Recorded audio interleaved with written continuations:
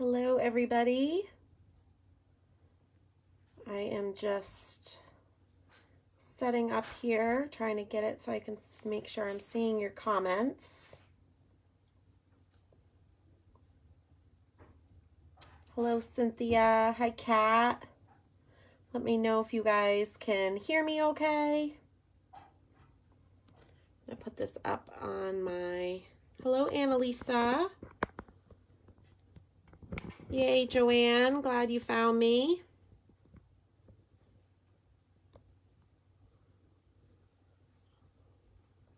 Ooh, cold Alabama. We're getting the cold weather now. Tonight and tomorrow.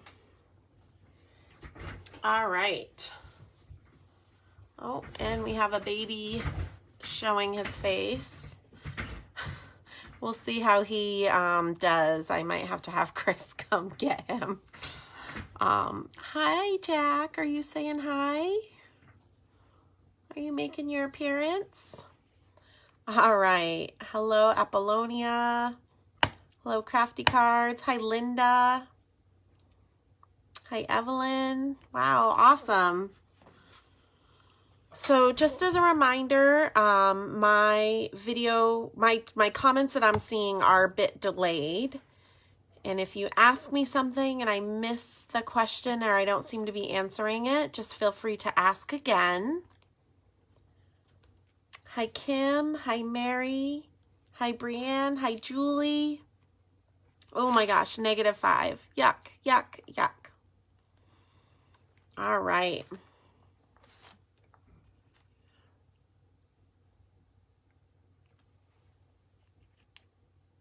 Hey, Evelyn. I hope you're signed up for my classes at Papercraft Clubhouse. They're almost sold out in Connecticut. Hi, Cheryl. Hi, Val. Hi, Julie. All right. And also, hi to everybody that's catching this on replay.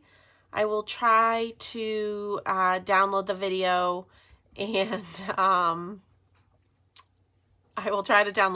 and put it on YouTube, which is what I did for the first Copic Live. I figured out how to do that. So I have a little list over here. I kind of wrote down all the questions that you guys were asking in the group and in the event here on Facebook. I wanted to, while people are popping in, I want to just quickly mention up here, I have 2 links for you. So feel free to screen cap this and look at these later. If you're on a mobile device, I know you can't look at them now, but it's Copic 102 and Copic 101. So if you can't read my printing, and basically, the Copic 102 is going to have right now some links to some references that I'm going to mention tonight. So you can definitely check that out. And then probably tomorrow, later in the day, possibly Friday, I'll update this Copic 102 link with information that I'm sharing with you guys tonight. So tonight right away, there's some links for you, but definitely plan to go back to that later this week. And I'll let you guys know when I update that in the group. And then the Copic 101 is the one that I wrote up after our live about Copics back in September. So if you haven't checked that out, definitely check that out. All right. Yeah, everybody, I feel like everybody's freezing. I feel like states that aren't supposed to be freezing are freezing. Hello, hello. Yay. While you're over here on my site, definitely check out the upcoming classes page. I have lots of fun classes coming up this spring, but I also have my schedule posted for the fall. So people have been asking me, like they see I'm not going to Florida in the spring, but I am going in the fall. So definitely check that out and pencil in those dates. I know how busy everybody's lives are, so I want to make sure that you'll be able to make it. So I feel like the further in advance you know, the better chance that you can do that. Thank you. These are they're kind of grown out nails, but they're from when I was at Creativation. You're welcome. Oh, hi, Yukiko. Awesome. All right, so remember, repeat questions if I miss them. The other thing, a little shameless plug, is after tonight's live, definitely head over to my Instagram account, which I meant to write here. I have another fun giveaway going on over there. It is for some new Distress Oxide sprays and some new alcohol ink pearls. So definitely head over there. A little shameless plug, if you don't already follow me on Instagram, please, please, please follow me. I share lots of fun stuff over there, and I'm so close to 10,000 followers.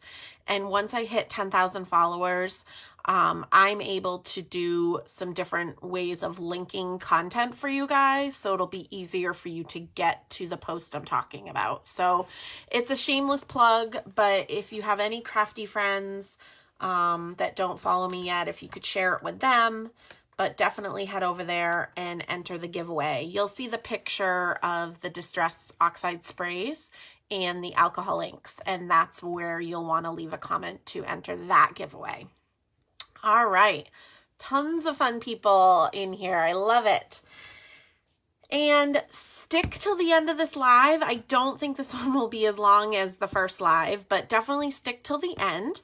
I have a very fun giveaway that I will be giving away to one of the live viewers, and it is $50 off of the organizer that I have in my Raskog cart to hold my Copic markers.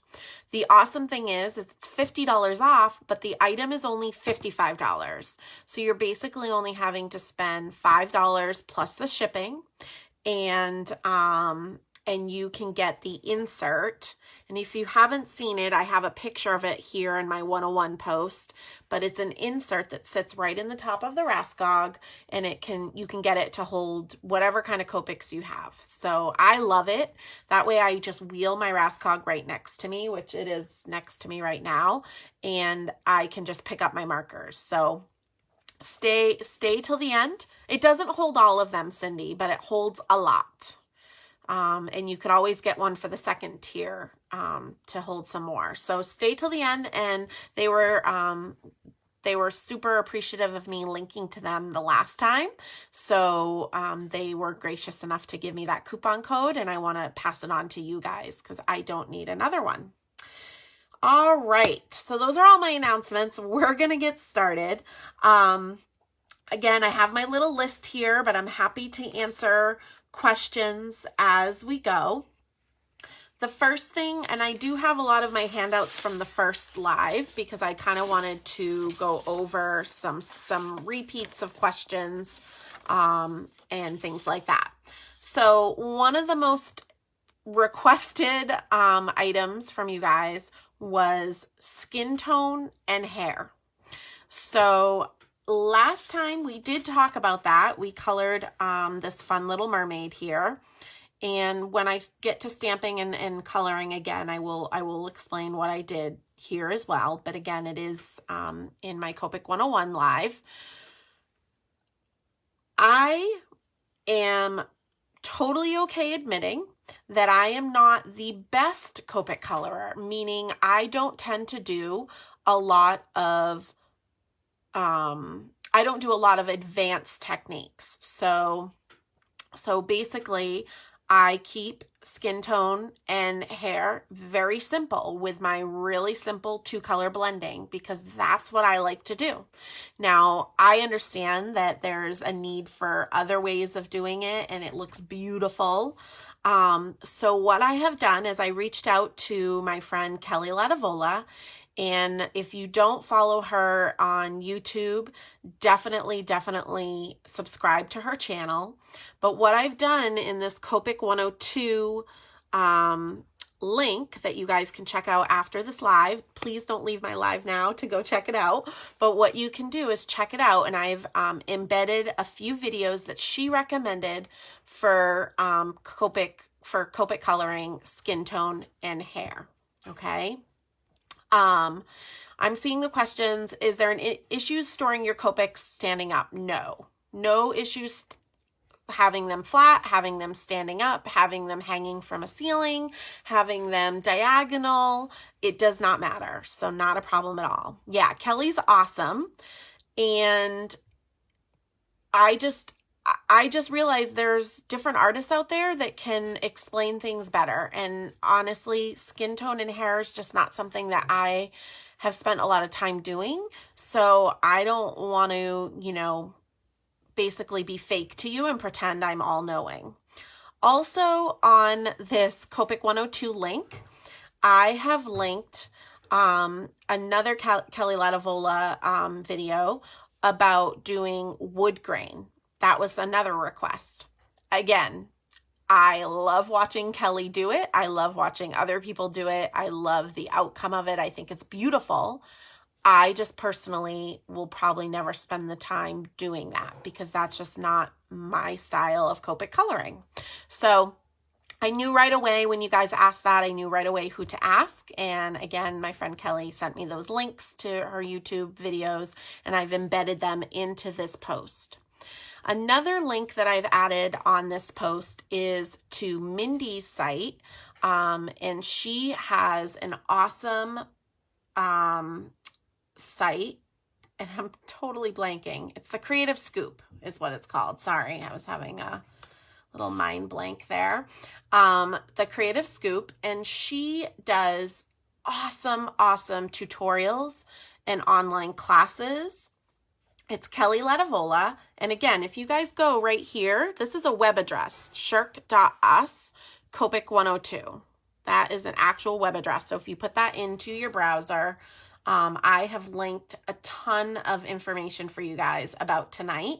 And then I'm also going to be adding more information that I'm going over tonight in that post. Thank you guys for helping me answer questions too. I appreciate it. So also Mindy is my Creative Scoop, and she is linked again on my blog post. She has a ton of awesome tutorials about Copics. She has a Facebook group. She does online classes. And again, I love the information I can share with you guys, but I feel like Kelly and Mindy and Kathy Rakusin, they just take it to a whole nother level. And if you guys are ready for that, that's awesome. And I feel like I just want to make sure I'm pointing out the artists that you should be following and watching. All right, so we've covered skin tone, hair, and wood grain, okay? Those are things that, besides what I shared in my Copic 101, I don't have any more information to give you. But I do have a lot of other information and a lot of other answers to answer for you guys today. All right. And I appreciate you guys linking her YouTube channel and her name and everything, and that's awesome. I just want to mention one more time, in my Copic 102 blog post that is live now, I've linked specific videos for you guys that she recommended to watch to answer those questions. So, all right. Now, let's get into some of the other questions. So one question somebody had was when they're, one, I'm actually going to start. One was coloring a coffee mug or round items. So I have, and I was not good this time, and I didn't get a chance to pre-stamp my images. So I'm going to stamp them as we go, and I apologize about that. It's been a little crazy this week. If you guys follow me, you know I've been dealing with the kitties and the vet and getting prescriptions and all of that. So it's been kind of eating into my work time, which is obviously totally okay because I want them to be healthy. All right, so this is Lawn Fawn's Thanks a Latte set. And I am going to stamp it up here. And I'm stamping, I'll actually lay this down. I'm stamping on the Nina Classic Crest cover, Solar White, super smooth, 80 pound. And I'm stamping it with the Lawn Fawn Jet Black Premium ink. My favorite ink. Talked about this in the first Copic Live. It's all I use for Copic coloring and watercoloring. That's it. All right. So I'm just going to ink both of them up. I don't know if I'm going to end up stamping both of them or coloring both of them. I tend to just do twice. I don't know why. It doesn't really need to be done, but that's what I do. It's how I roll. All right. So now this is something that we did in my classes this fall, and people seem to really like it. No worries about being late, you guys, because you will always be able to catch the replay in this group here. And if I'm lucky enough to figure out how to get it on YouTube like I did the first one, then it'll be there too. All right, I'm just wheeling. We're dealing with like cords and still trying to figure out how to best set this up when I'm doing these lives. All right, so we are going to blend. I'm going to show you with some teals. This is exactly what we did in class. Sorry, I was forgetting which colors. So I'm just going to do 2-color blending because that's how I roll. I know somebody asked about 3-color blending. So I will, after I do the 2-color blending, I will show you with the 3rd color. So right now I'm starting with BG13 and BG23. And as just a reminder, most of my Copics are the square ones. They're the originals. They're my favorite because I love this small nib that you get with those, and that's just what I'm used to coloring with. And I talk about, again, on my first blog post, that Copic 101, I talk more why I like these. What I've also done with a lot of mine, the colors I use the most, is instead of having a broad tip, I've changed it out to be a brush tip. And by changing it out to be a brush tip that fits the originals, the brush is shorter. I think you guys can see. And I find I can control the ink more than with the sketch. It's a lot bigger. And I just feel like it lays out a lot more ink. And that's why when you're starting with Copics and you're maybe more in the beginner level or like me, not as advanced, it's a lot harder to stay in the line and not have it bleed out. So I did explain all of this in the Copic 101. So that's basically all I'm going to say about that. Yes, you can get these fine tip nibs for the sketch. So you can change out your broad tip to be that little bullet. And I explained that in my Copic 101 blog post. And I just don't want to spend a whole lot of time repeating myself from that original Copic live, because again, we're doing this so we can learn new stuff. So definitely check that out. So starting with the coffee cup, when you're doing a rounder image, I definitely think it's easier to use a brush tip. And I also think it's easier to do the flicking method, which a few people have said they've had a hard time with. When you're doing the flicking method, you want to go with the side of your marker, not the tip of your marker. Okay. So a lot of times if you're just starting out, you might be doing the tip, and that's why you're not getting the broad stroke. So you're using the side of the brush. It is not hard to change the tips. Let me see if I can find one that I haven't changed out yet. Basically, this is the original broad tip. You just take it and pull it out and put the new one in. Copic does have little tweezers that I have because when I'm actively refilling markers in class, I don't like to have inky fingers because then I tend to go touch other people's projects and ruin them. So I do use the tweezers, but it's super, super easy. Thank you guys who are just joining in. The most important thing you missed is stick with me till the end, and I have a really fun giveaway of $50 off the insert that fits the Raskog to hold and organize your markers. and it's only $55. So practically free. But yeah, so here we go. I am going to start with the darker color, which is the BG13, and I'm going to flick out some color, okay? And I tend to just work one side at a time. So again, I'm using the BG13, which we can see here, and I'm using the BG23, which is here, okay? And now going in with the BG23, I'm going to, again, flick out color. But again, remember, I'm using the side of my brush tip, not like a tip. Okay.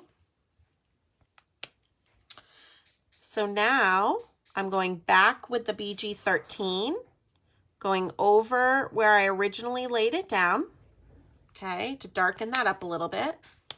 And now I'm going back again with the BG23. I'm only focusing on one side of the mug. I'm not focusing at all in the center. So can you guys see that? Hopefully. Now I turn my paper. I think sometimes we forget that we can turn our paper, and it's a lot easier than trying to flick on the right side. If you're right-handed, I like to turn my paper to do that. So now I'm going back to the dark, which is the BG13. I should have written these down for you guys, but BG13. Oh my gosh. I'm trying to do it with the brush tip, and that's not such a great idea. All right, so I'm turning the paper. And I'm now going to flick out the dark, which is the BG13, from the edge. Okay, don't worry about any little white spots that you have, because remember, like the last time I did a lot of layers. So you're going to be able to, fill in the spots as you go. Now I'm flicking out the BG23. Basically half on, half off of the line that I left for the BG13. Going back in with the BG13 to really darken the edge. Now making sure I'm filling in any white spots. And then one more time with the BG23. Okay? So now I'm going to take the BG23 and just one layer fill in my center. All right, any little bit of line here, give it a minute to dry. And I'm only doing one layer because I want it to stay a true color. Like we talked about in the first Copic, with one marker, the more you go over the layers, the darker it's gonna get. So to get a true color of it, you only want one layer. A lot of the times I'll let things dry a little bit because you will tend to see the line less once it's dry. Okay. I didn't see your question, Sandy. So if you didn't get an answer, please let me know and repeat that. Somebody mentioned Copic or other online retailers, but I'm not quite sure what the question was. Yes, Jack has been jumping up. He's definitely my little buddy. He loves to hang out with his mama, so I don't know how well this will go. I might have to get Chris to come in for backup duty.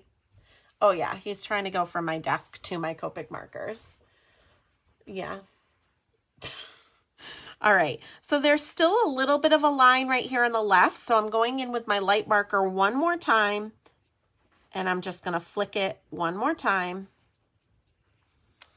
and the dark as well on the edge. Whoops, wrong tip. So hopefully this makes sense, you guys. I think what happens the most is you're not using the actual side of the marker to get the nice wide brush stroke. And the other thing that might be happening is you're not letting things dry to see how the lines really are. Okay? So that kind of killed two birds with one stone. We talked about flicking, and we talked about doing something round, like a coffee mug or a circular item. So yeah, hopefully I didn't see really any specific questions about that.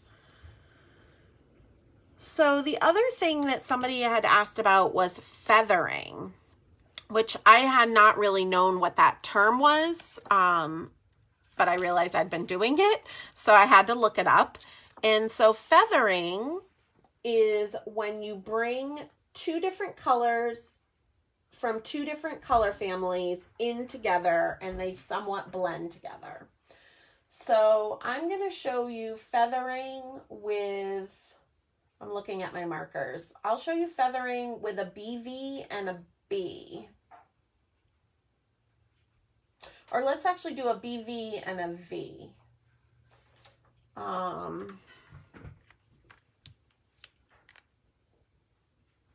That's okay, Marie. If you missed flicking, you can always go back and watch the replay after. I'm just testing. Okay, so I'm going to do feathering with a BV02 and a V22. So the way that you would do feathering, and I'm just going to grab another piece of cardstock.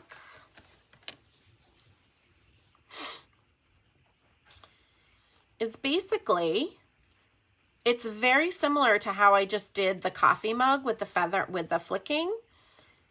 You're basically going to start one color on one side and the other color on the other side and bring it in. All of this just takes practice, you guys. And again, the things that I'm showing you are things that I do a lot of. So that's why maybe it seems like it's easy for me to do. It's just because I've done it many times and practiced. Like this coffee mug I taught in the fall classes. So I taught people how to blend this coffee mug from the end of August till the beginning of December. So it gets much easier the more times you do it. Okay, so feathering, I'm going to take the BV02 and go in from the left side. This marker's a little dry, but I'll make it work. Okay. And then I'm going to take the V22 and come in from the right side. And again, turn your paper to make it easier. Okay. So it's basically flicking, but using two different colors, from two different color families. Before, we were using the same color family on the coffee mug. Coloring with the same color family is the easiest way to go, okay? So if you're just starting out, you definitely want to shade with the same color family, which remember is what I shared with you guys with my favorite blends. And that's it. You just keep going back and forth until it blends together in the center. So that's feathering. Very, very similar to flicking, but it's just using two different color families. And if they're close to each other in the color wheel, it'll be much easier. So that's why I chose the BV and the V. You can feather with, a YR and a B, but it'll just be much harder to do. Yeah, simple things like turning the paper, right, Sarah? Sometimes we forget that it doesn't have to be complicated. All right. So now I realized I didn't show you 3-color blending, but we'll do that. That'll come about at some point, so I will show you that. So we did feathering. So somebody was mentioning that they're still getting brush marks no matter what they do. And then they shared a sample, honestly, that didn't have any brush marks, but they felt like they did. I'll tell you, when you are using a marker, it is going to look a lot different than when you're using colored pencils or paints or anything like that, okay? I just am going to stamp one of, these are Dina Wakley's birds. I love them. And I've actually never Copic colored them. So this will be a first for both of us. But I'm going to just go over some blending and getting rid of lines, and we will just see what happens. You guys don't need to apologize for being late. Is there anyone who teaches how to clean the markers or nibs? What do you mean by that, cleaning them? I'll tell you, if you're blending or anything and you get a color on your nib that you don't want, you just keep coloring with it and it will eventually come off and you will never ruin your nibs. You can never contaminate them with another marker. If your nib is getting worn out, that's when it's time to change it. Like if it's, you know, not as precise as it used to be. That's why it's great that Copics, you can change your markers, nibs. But if I didn't answer your question, Crafty Cards, about that, just let me know. Diane, you're here, so it should be live. All right. So with this bird here, we are going to start by coloring the outside. And let's see, I'm just picking, I'll do 3 color blending for this. And then we'll add a totally different color in his belly. Okay. So I'm going to use some reds for the outside. We'll pretend he's like a cardinal-ish bird. And as reminder for what I mentioned in the first live is I always start with the dark. And I always do the dark first and then light. So I'm going to start with the very darkest, which is the R29. And as far as a light source, right, I told you guys not to worry about where the sun's shining or what time of year it is. Just tell yourself left side and crevices. All right. And as long as you're consistent with that on your whole image, he's going to look great. Again, if you get more advanced, then the light source is more important. But when you're just starting out, I don't want you guys to stress about things like, where's the light source? Because once I say that to you guys, especially in a class, you're like, your eyeballs get really big, you get really nervous, and you're like, well, I already don't understand what you're talking about, so I give up. And I don't want that. Apparently they need to be cleaned every now and then, and because ink can crystallize on the nibs, causing white dots when coloring. I have never heard of that issue with Copic markers, so I apologize. All right, so I'm starting with the dark color, and I'm going to do left side and crevices. So I'm going in and I'm adding some of the dark red on the left side.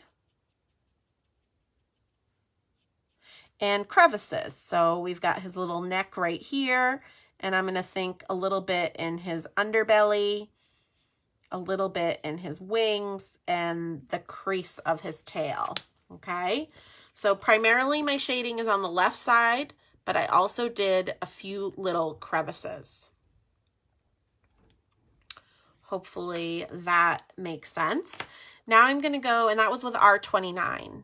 So now I'm going to go in with R24, and I don't have a brush tip on this marker, which is totally fine because I'm actually used to using the bullet nib, and that's what I use the most. And so I'm going to do little circles in one little area right on the edge of that dark line until I see it blend. And then I move down the bird. I'm not pushing hard. I'm just continuously doing little circles to saturate the paper so that the two colors will blend together.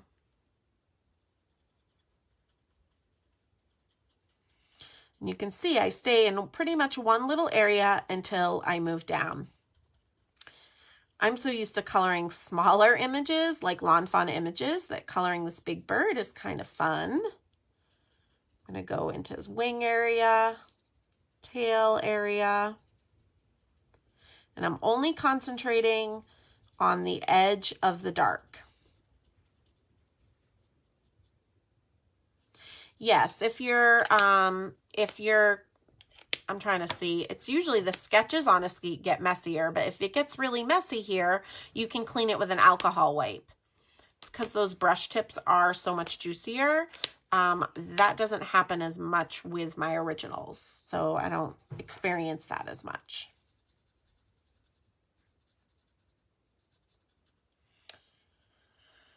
All right, so now that I have done the R29 and now the R24 on the edges, I'm going to go in with the R22. And I do want his belly, you know what, I'm actually sorry, I'm going to go in a little bit more with the R24. I do want his belly here is going to be a fun yellow color, so I don't want to go into his belly too much more, but I realized I needed to color some more of his face before I go in with the R22.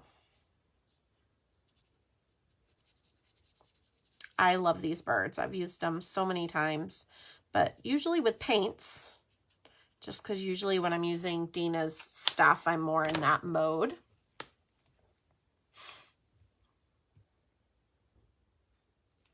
So I can't really zoom in. Every once in a while I do bring it up to camera to show you, and I apologize. I don't have a way to zoom in when I'm live like this. Any tips for a heavy hand? So Cindy, do you have the sketch markers? That is maybe why you feel like you have a heavy hand, because they let out a lot more ink.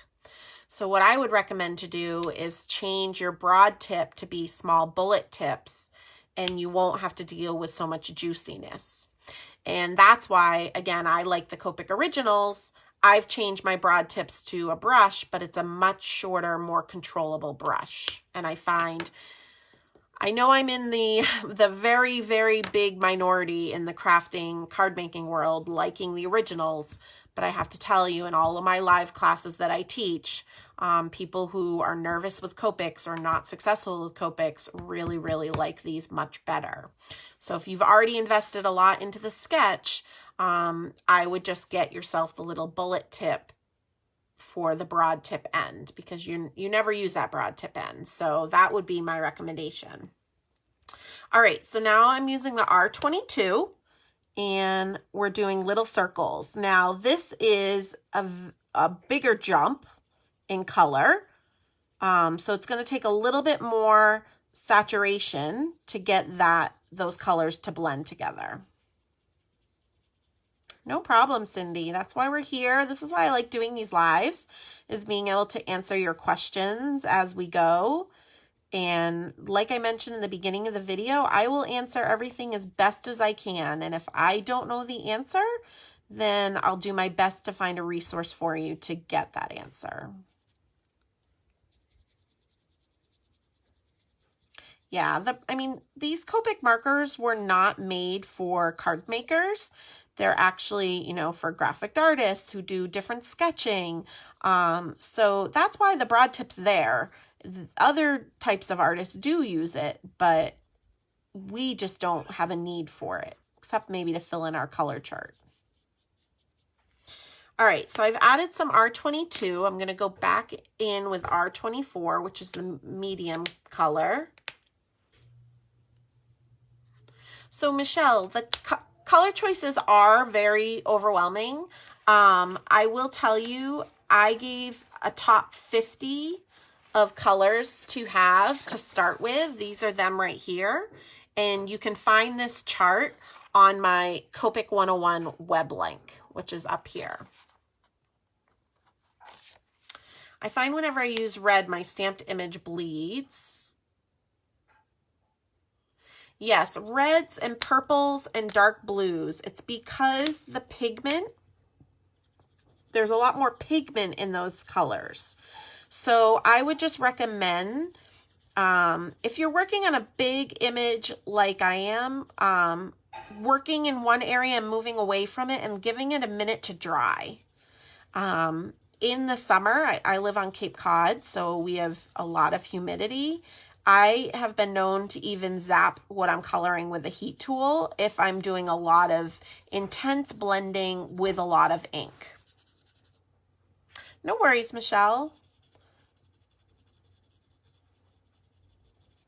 But that blog post, the Copic 101 blog post, has some, I think, some awesome information, and it does give you an awesome list of colors to start with.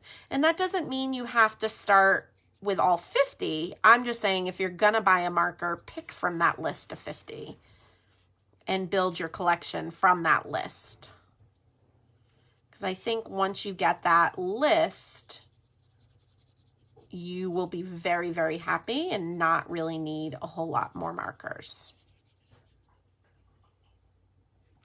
Yes, I'm using this ink pad up here. It's the Premium Ink Pad Jet Black from Lawn Fawn. It works for Copic coloring and watercoloring. So it's the only black ink pad I use.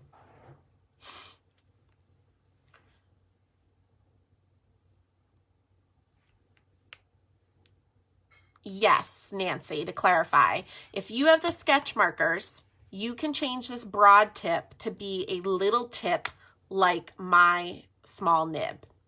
And I do explain that as well in my Copic 101 blog post. So if you guys are on a mobile device, which I'm guessing most of you are, I would screen cap this so you have these web addresses that you can check out after the live ends. You can screen cap just by, if you have a newer iPhone, it's hitting your volume and your power button at the same time. If you have an older iPhone, I think it's your home button and the power button. I can't remember because I have a newer one now. But screen cap it and check it out afterwards. And I'll post these links in the group as well. Hi, Mindy. Thanks for joining. I was just chatting about your blog, My Creative Scoop, as an awesome resource for all the things that I don't really know about Copics, more advanced Copic coloring. All right, so now I'm going into the belly with Y17. And I'm just saturating the paper on that edge of red to kind of blend the two. This is going to be harder because it's not from the same color family, so it's going to take a little bit more work.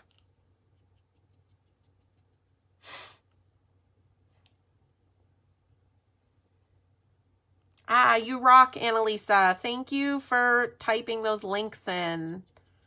Thank you, thank you. I really appreciate it. And that the more about Copic coloring blog posts, I will be adding information from tonight, either tomorrow or late tomorrow. So now I'm going in with Y15 to kind of give some shadowing on his belly.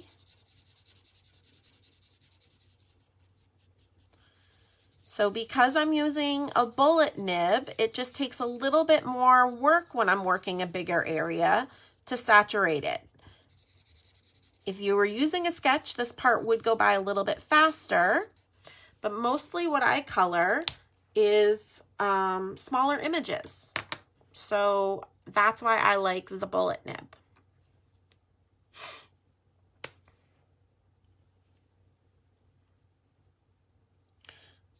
For those of you that are just hopping on, don't worry, you can always go back and watch the replay for the beginning, things that we covered. I'm just trying to soften the edge with the yellows and the red. Again, this is a tricky color combo to blend just because they are so far away from each other on the color wheel. So it just takes a little bit more time, and it's all about going back and forth between the shades of yellow and that light red. But I'll bring it up to the camera so you guys can see a bit closer. It's looking super cute. Oh, awesome, Sharna. So she got a few bullet nibs, and she said the hair has become a lot easier to do. Maybe you can teach me how to be better at hair.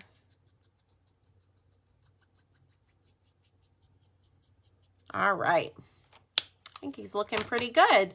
So that was showing you guys the blending with the 3 colors, adding a highlight, totally different color scheme.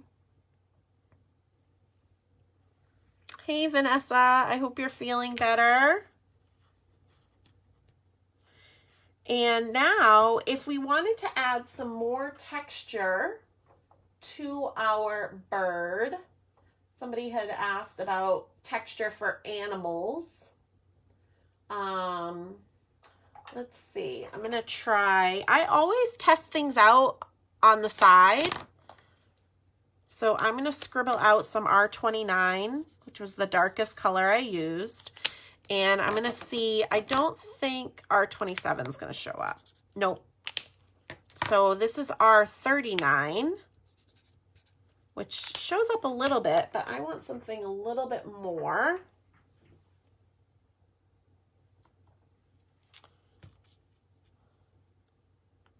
So Peggy says she has a terrible time with knowing when to stop adding color. She goes, I keep feeling like I blend it all out. So that is a common, I don't want to say problem, but that's a common thing that happens when you're Copic coloring. And all I can say to you is,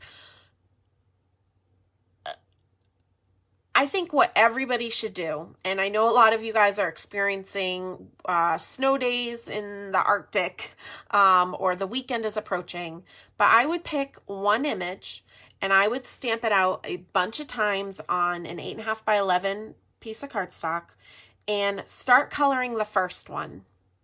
And color it to your best capability. And if you think you overworked it, immediately stop, exit off, and start the next one. But color these images not thinking, not thinking what card is this going to go on? What embellishment am I going to use with it? Who's this card for? Just color to color. The more that you do that practicing, the better you'll get at it.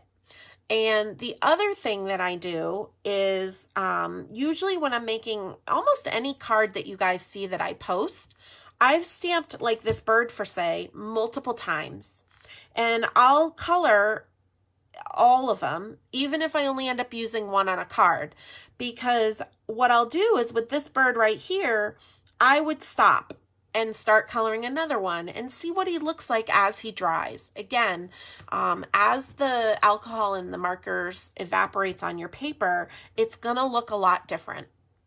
And a lot of the times you don't think it looks good, but once it's dry, it actually looks pretty darn good. So those are my tips for you. So the R59, I think is, a little bit darker. So that's what I'm gonna use to add some texture. So just to catch up on comments, Cynthia, how do you decide where white gel pen highlights should be? I will talk about that in a minute, so just remind me if I forget. And I always test things out on the side. I love to do that. Linda, are you doing the coloring challenge? So Kathy Rakusin is starting a coloring challenge. Correct me if I'm wrong, but I think it's for the month of February. And as much as I would love to say I'm going to be doing that, I probably won't be able to do it this time. I have a lot of stuff I need to get done before I start traveling and teaching at the end of the month. Plus, Chris and I are going to be gone for a week, so I just probably won't have a chance to do it this time. But that's a really fun thing to do. And again, that could be what you do, is what I just suggested. Just stamp out some images to color and don't plan on making cards with them. The second you tell yourself you're making a card with it, you are going to become a perfectionist and you're going to think it needs to be perfect, and you're not going to really learn because you're so focused on getting it perfect. Vanessa, how many sweatshirts are you wearing? I have a long sleeve shirt and a sweatshirt, Smarty Pants. It is chilly in my craft room because I have a slider door. Okay. So now I'm going in with the R59 and I'm going to add a little bit of texture. And usually when I add texture, I do like little dots. And I think that's what I'm going to stick with. So I add little dots in the darkest area of the bird. And then Cynthia will do white gel pens, so don't let me forget.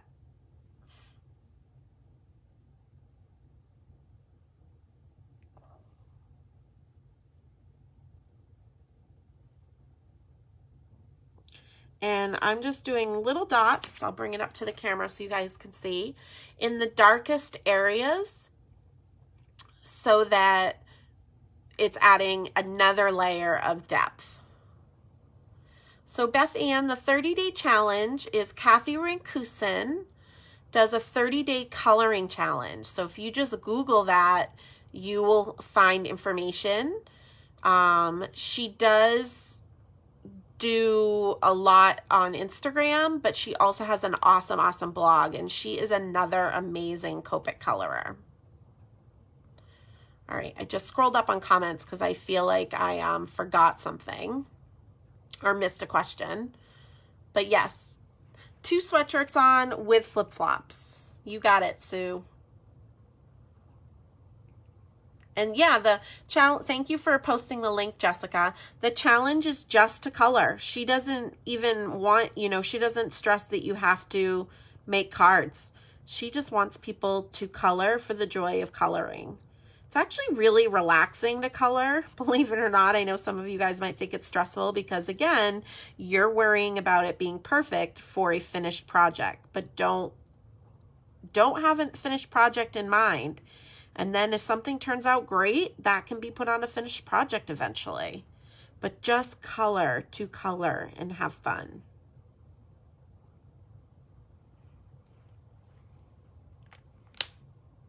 Oh, thank you, Denise. That's so sweet of you. I really appreciate it. Yes, I have flip-flops on. All right, so I added the little dots. You guys can see there. And I think that looks kind of fun, right? Adding some depth. I'm just going to color his beak orange because it's driving me nuts that it's not colored. I'm not going to do any shading on that. And then Cynthia was asking what I do or how I figure out where the white gel pen highlights go. And I'm trying to get to my white gel pen. Those of you guys that have seen the photos that I post after a live, you know how my light setups are right now. So getting into my drawers is a little tricky. So I'm pulling out a couple white gel pen options. All right, so Uniball Signo. I do love this one, but also have a love-hate relationship with it. Because I, like many of you, sometimes it just doesn't work really well. And some of my friends are like, it works all the time for me. And I'm like, oh, that makes me even more frustrated. But, so I have the Uniball Signo. And then I have this new to me, Uni Posca pen. And so I've been having a lot of fun with that, and it doesn't ever clog on me. So let's see if we can start with the Signo. I'm going to do a little, yeah, see, it's working great. And then the Posca has a really nice fine. Thing about the Posca pen, and I'm probably pronouncing it wrong, so if you guys have a better way of pronouncing it, let me know. But the thing about that one I find is it's more translucent, so I tend to have to do multiple layers with it.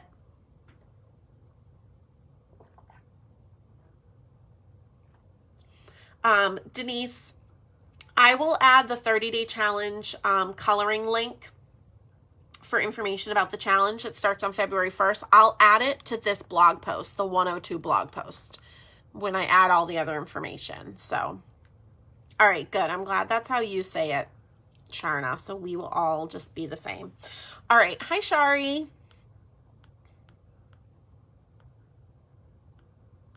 Oh my gosh, Cynthia, that's funny. I had never heard. Yeah, it is like a paint pen. It doesn't really say. It's made in Japan. and it comes in different widths. Yes, colorless blender tips is on my list. So whenever I want to add a highlight, basically, and I am nowhere near a pro at this either. I think Megan, who's on the Lawn Fawn design team, does an amazing job with her white gel pen highlights.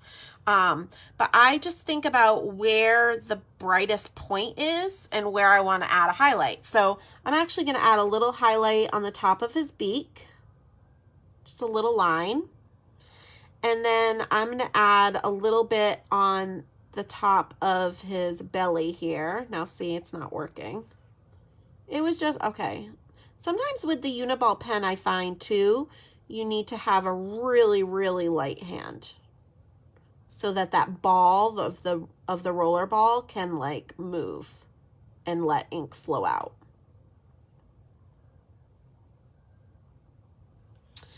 And then I'm going to add a little bit at the top of his wing, the tip of his tail, basically where the light spots are. Okay.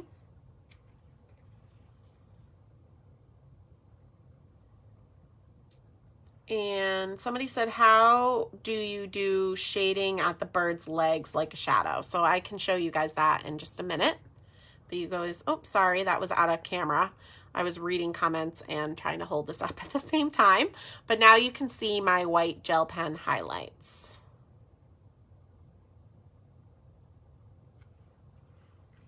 Same thing, Heather. I can spot a Megan card. I love her cards.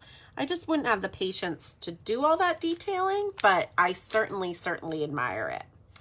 All right, so shadowing the bird, one simple and fun thing that you can do is with the BG10, if you just start adding color around him, it's gonna make the colors pop so much more, because it's kind of, I used to call outlining with a BG10 or a W2 like your Spanx that you might wear. It sucks everything in and just makes it look nice. So even if you've never worn Spanx before, you probably understand what I mean. Hi, Lynn from Pine Island. I hope I will see you in my classes at Firefly Farm, which is in Pine Island. Yep, BG10, W2, just like Spanx. I used to teach a Copic 101 class at the store I used to manage, and we used to just work in a workbook because, again, I didn't want people to be worrying about a finished card. And so, yeah, so that was one of my little Jenisms that I used to say. BG10, Carolina, is what I just used. Now I'm going to use W2.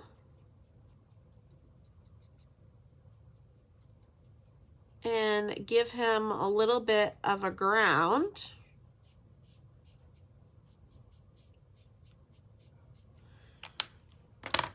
And fill in the BG10.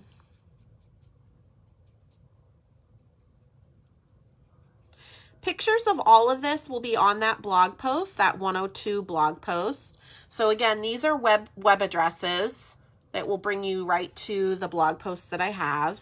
And they're both live right now, but the 102 one will just have more information on it in the next couple days. I just have to photograph all this and write it all up for you guys.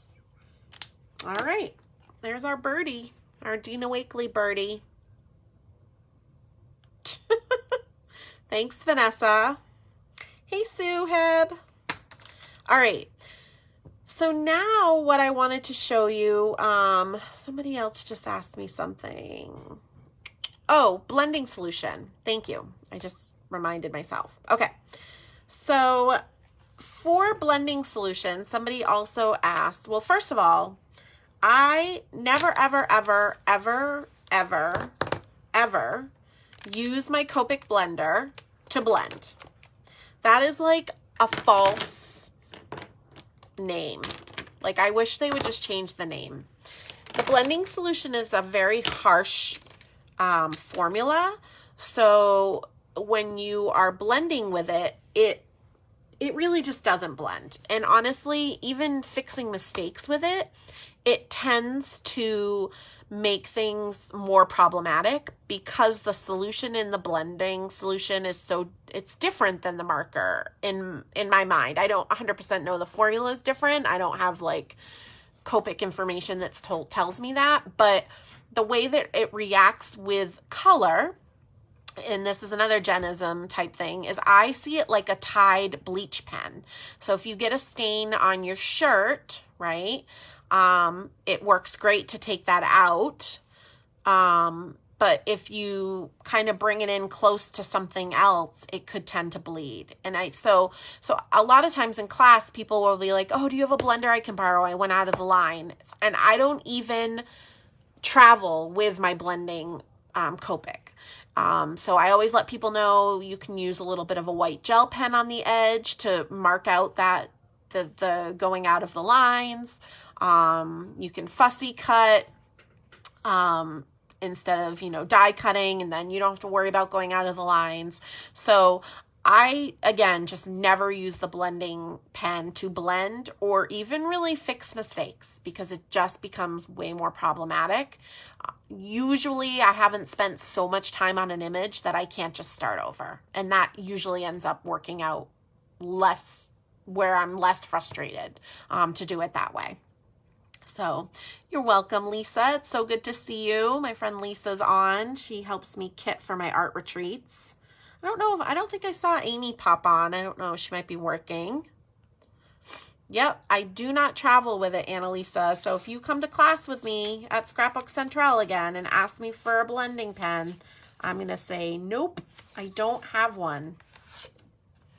All right, but what I do use the blending solution for is really, really cool techniques. And I'm just looking through my sheets from last time where we went a little bit over this. Okay. And I'm not going to really talk about the left side, but this was showing you guys how the blending solution with the blending pen, you can do fun little doodles and stuff to get different textures and techniques. Yeah, Shari says, I'll make lighter dots with it. Right, which is pretty much like what I'm showing you here.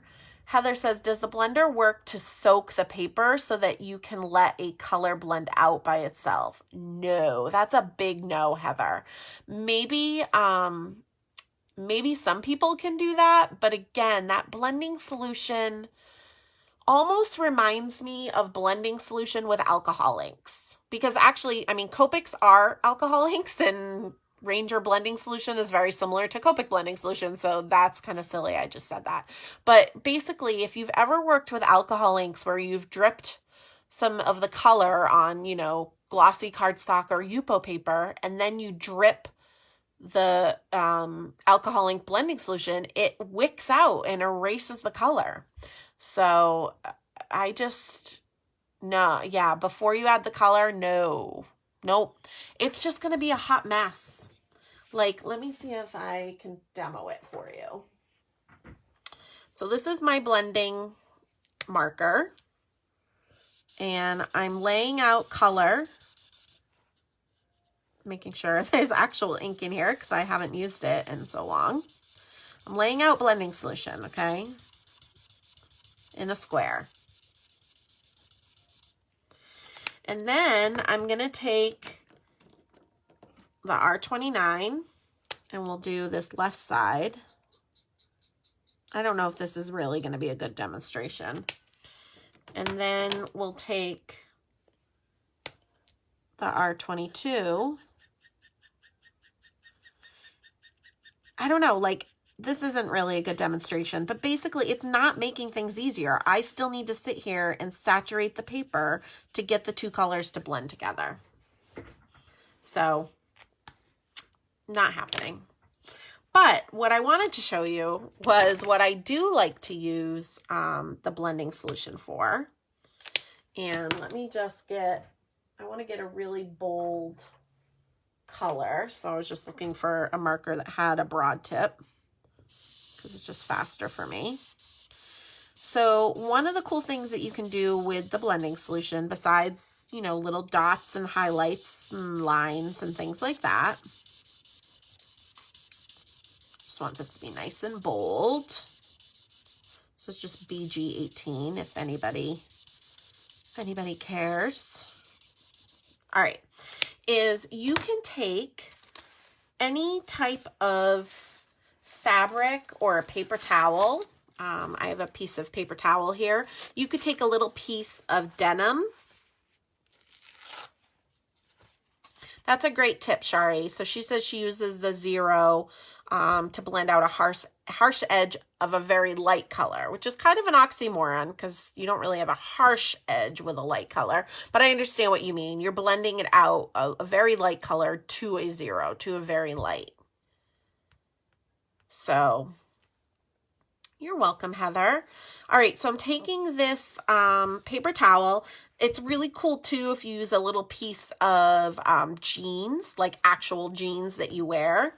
And I'm taking, this is the colorless blender refill. So if I wanted to refill my blender marker, this is the bottle of the solution. And I'm going to take the paper towel and I'm just going to wet it, kind of like you would with like a cotton ball and alcohol. Yep, an old piece of old terry towel. And you take this and you just blot it onto, ooh, this looks like mermaid scales. Look how awesome. I kind of haven't done this in a long time. And you blot it, and hopefully you guys will be able to see this, onto, it works really well with bold colors. And you can get the texture from the towel. Paper towel, terry towel. Oh, good. It is showing up on camera. Remember, I'm seeing things delayed. Jeans, again, if you're actually coloring jeans on an image, like on a character, using this tip and actually giving the jeans texture is so cool. Yeah, corduroy. That's an awesome idea.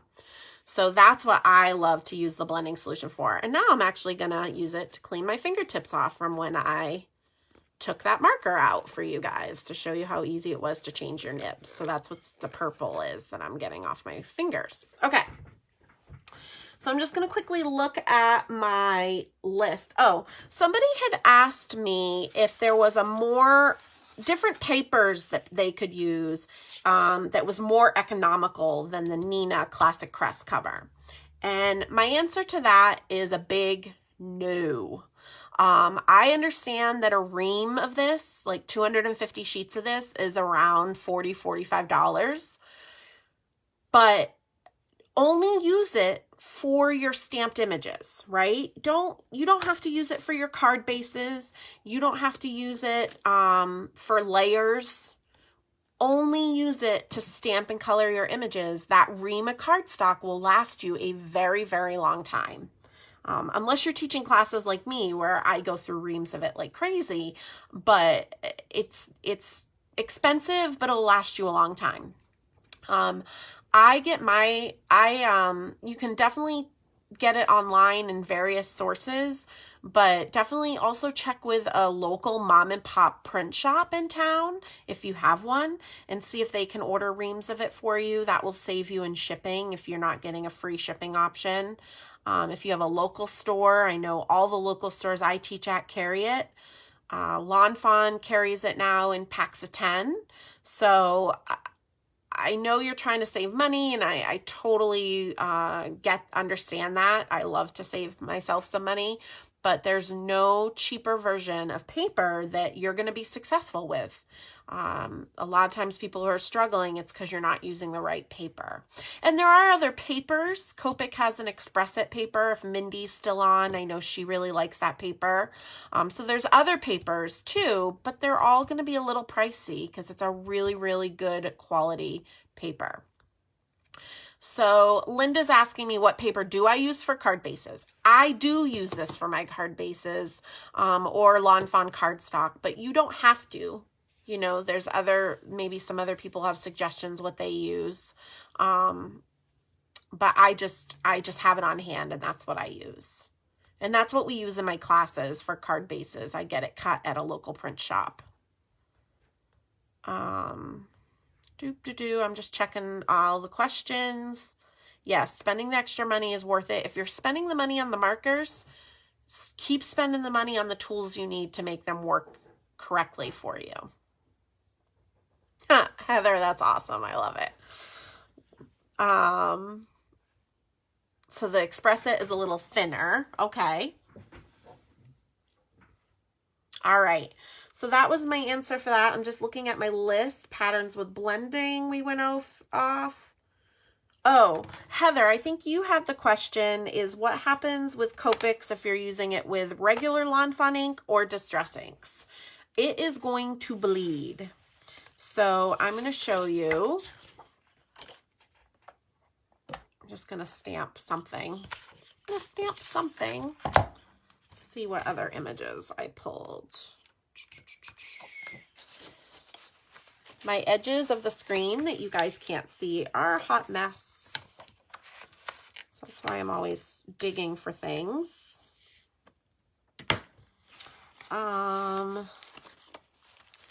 I got this little Lovable Legends set. So we'll do the Bigfoot. And we're going to stamp him in a Lawn Fawn ink and a Distress ink. But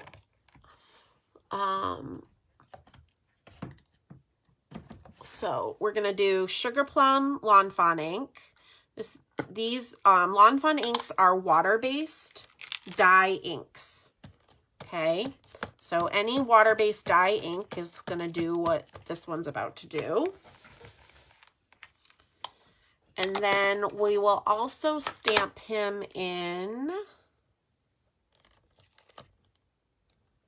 a Distress ink. And I'm just going to pull a color that I can pull. We'll do Mermaid Lagoon. This is just regular Distress ink, not oxide. Thanks for all the hearts, you guys. I'm so busy reading all your chit chat, I didn't even notice. But I appreciate them. All right, I missed his foot, so we'll just stamp him again. Okay. He's cute, blue and purple.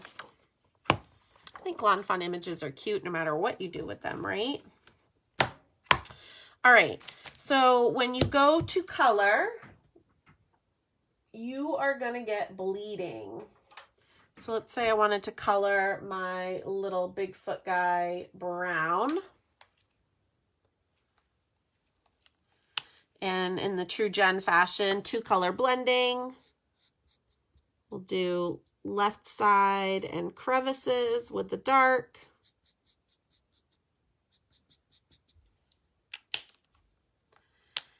And then we'll go in with the light.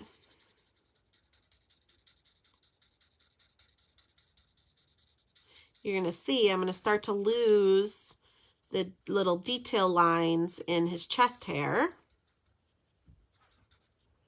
And there's definitely more chance of the color to bleed out of the lines too.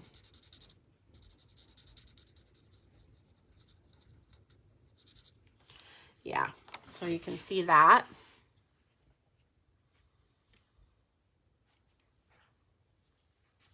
Yay.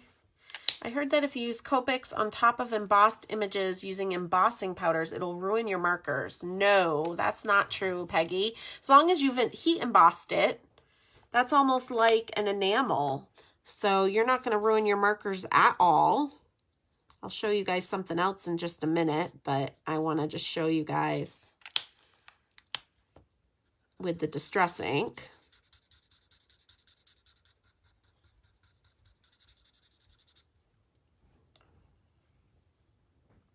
Yeah, you can always get a new nib, but you know, if you heat emboss your image, it's not going to ruin your marker. That's actually a good tip for watercoloring and Copic coloring when you're first starting out, because it kind of holds the ink in for you. So you can see here how the stamped line is not as nice and crisp. So hopefully, Heather, that answers your question. You might be able to get away with it if you're really gentle and not coloring super close to the stamped line. But yeah, basically you don't, you should use a Copic friendly ink. Higher up, please. Sorry. Thank you, guys. Remember, my comments are delayed, so I wasn't ignoring you. I apologize. Hopefully this is better. It's hard for me. Ah! Where's my camera? There it is. Sorry. Newbie over here. Thank you, Nancy. I went the wrong way. Man. And now my phone is not focusing. This is where the delayed comments are really a pain. So hopefully you guys got the gist, but basically not that close. All right, we're done. Just trust me. The images are blurred and the lines are not crisp anymore. But what I also wanted to show you, I think it was Peggy who was asking about if you're going to ruin your markers. There's really little that you can do to ruin these markers. Like, again, no matter what, you can always change the tips, right? And, extreme heats, extreme cold, storing them, upside down, all that stuff, nothing's going to ruin them. Thank you, Heather. But I wanted to show you something fun that you can use as a technique and you don't have to worry about ruining your markers. So if you take a really dark color and a really light color, so this is just a green and a yellow, and I'd go tip to tip. And this is something that you can do. And you can see I'm taking that green marker to my yellow tip, and you guys are all probably freaking out. And you go ahead and color with that. You can get a really, really cool effect. And the more that you color, your tip is going to be completely clean and not ruined. Yeah. Raquel is saying she has the same tips going on for 3 years now. Yep. As an individual user, as long as you are gentle with your tips and you don't have a heavy hand, your markers will last you forever and you won't have to change your tips very often.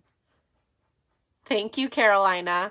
Sorry, guys. That was a hot mess, me trying to show you something super close. Where do you recommend buying replacement nibs? Usually anybody that carries Copic markers carries replacement nibs. So check with your local store or your favorite online retailer. Sue. Sue Heb, did you do the Copic 101 class with me, or the Intro to Copics at my old store? I used to always show this and that, and people would be like, oh my gosh, don't ruin your marker. And then they would be like, oh, that's not so bad. Faulty marker, yeah. Thanks, Carolina. All right, so now I'm looking at my list again. Oh, Heather, you had asked about no line coloring. So what would you use for that? That's kind of why we talked about different inks. What I would use for no line coloring, which I don't have my pad here. I don't think. I'm just checking. No, it's on the wall. My ink pad's on the wall. My Favorite Things has a really light brown, light gray, and Simon Says Stamp also has a really light brown, light gray that work with Copic markers. So that's what I would use if I wanted to do no line coloring. Although I will be completely honest with you, I have a really hard time doing no line coloring with Copics. I can do it really well with watercoloring. Mindy, again, I don't know if she's still here, but I linked to her site on my blog post. She does awesome no line coloring with Copics.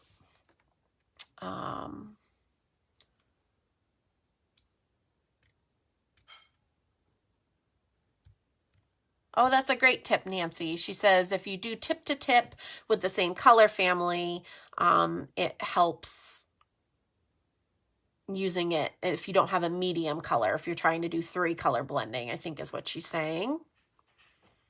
Good to know, Linda. I'm not familiar with Gina K's inks. I haven't used them. Hello, Brenda. All right.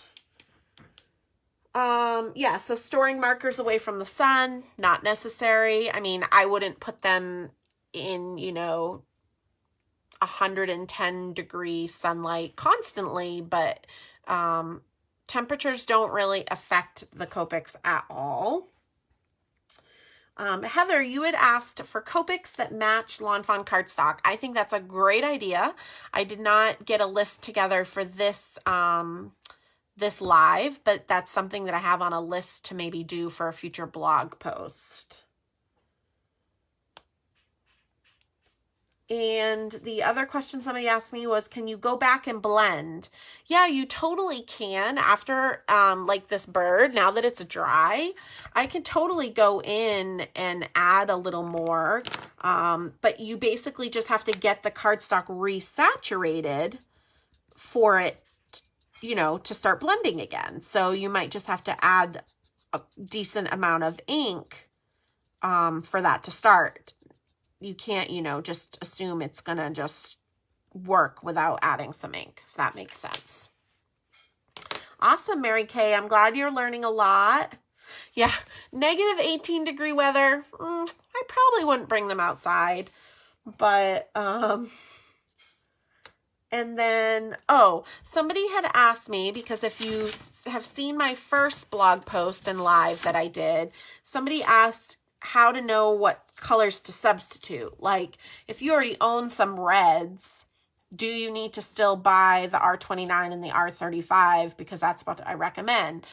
If your numbers are close to what I have listed here, then don't. Like, if you have the R24, that's fine. Or the R27, that's fine. So definitely. And whoever asked that on my page, I can't remember who, somebody also chimed in that Sandy Allneck's hex chart is super helpful to see what colors are close together. I don't own her hex chart and I have never used it, but I know a lot of people love that. So that's another option. Hello, Martha. If you guys are just popping on, you'll definitely want to go back and catch the replay. Those of you that have been with me this whole time, we are almost done. So I am going to do that giveaway in just a minute. And then I don't know if Petra's on. I don't think I've seen her comment, but she had posted a hippo that she had colored and she thought it looked really streaky and it looked like lines. And that image you posted, Petra, if you see this or if you're on right now, I think it was beautifully colored. Just remember, you guys, when you're coloring with Copics or any markers, you're not going to have the same smoothness that you might be used to with colored pencils or paints. Peggy, can I do another live that focuses on skin and hair? So I talked about this at the very beginning. I do very simple skin and hair coloring. And so I talked about that on my Copic 101 live, which you can still watch if you go to this link. So what I've done instead is on my blog post for Copic 102, I have shared links to my friend Kelly Latavola's videos who can teach you all about skin and hair. Yay, guys. I'm so excited that you're enjoying this and getting some information from it. I love doing these lives with you guys, so we'll definitely be doing more. So I'm going to take my phone off the holder so that you guys can see what I'm about to give a giveaway for. So bear with me as I